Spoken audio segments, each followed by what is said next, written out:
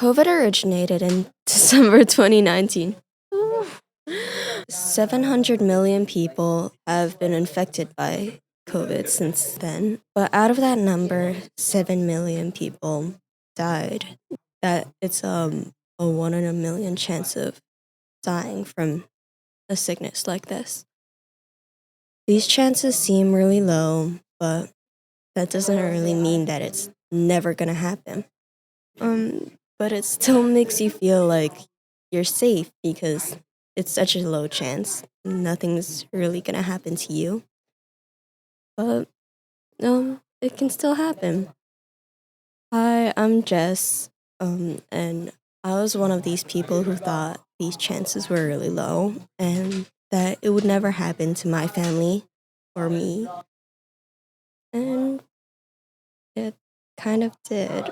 My mother was one of the first cases of COVID before they ever had medications for it, and it's really hard seeing people not take it seriously like how I did when something like this happened. And to spread awareness, I've decided to share her story from my perspective because I can't really ask for hers. So, she first got COVID from going to the dentist when we were supposed to be quarantining because she had something with her gums or something that couldn't be treated at home. So she had to go to the dentist. And a few days later, she felt horrible. She was glued to her bed and she couldn't get up at all. She had a hard time breathing. She really couldn't do much except lay there and keep herself away from all of her kids. This went on for a few days, but we just thought it was a really bad cold. But it was a lot worse. So one day when I woke up in the morning, I looked into the room and I looked into my mom's room and she wasn't there. I looked downstairs in the kitchen, in the living room, even in the basement, because I was just looking for where she was. And I really couldn't find her. So I started asking around, but no one really knew what happened. And that night, my dad came home and he went into his room because he also had COVID, but it wasn't as bad. So he came home, went into his room to quarantine away from us, and sent out a text to our family. He said my mom went to the hospital because she couldn't breathe last night and really needed to get checked out. We found out it was COVID. We really thought that it wouldn't be as bad. We knew that she felt really horrible, but I thought it was just she felt sick until it became another few days into hearing about how she's in the hospital and not seeing her for days at a time. From what used to be every single day waking up, seeing her. And I thought, this is a really bad cold. I can't remember which night it was, but I think she spent a week or two in the hospital already. And she called us. And everyone thought it was like a mistake because we didn't really think she'd call all of her kids instead of her siblings and stuff because she's in the hospital. And we were talking, and towards the end, she was just telling all of us how she misses us and how she loves us so much.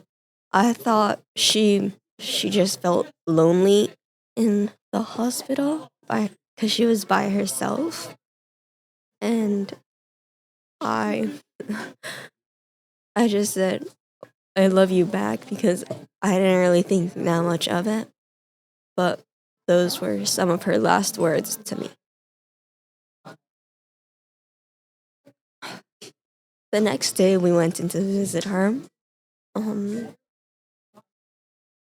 we thought we'd have multiple days of visiting her like this. So me and my siblings didn't really think that much of it. So we were just saying hi. We didn't really know what to do. So we were standing in the corner of her room while she was in her bed, eyes barely open, with a ventilator. After like 2 hours in there, just seeing her like that and like talking to my relatives about it, we went home and we just didn't know where to go from there. We still thought she was gonna get better, or I still thought she was gonna get better because she's always been like, quick to heal from sicknesses. So I just expected it to be the same, but it was taking a lot longer this time. So I went to sleep, and the next morning, I couldn't find my dad anywhere, and I just expected it that the same thing happened. He went to the hospital because he was also sick, until I found out he stayed with her until her last breaths at 4:02 a.m., if I remember correctly.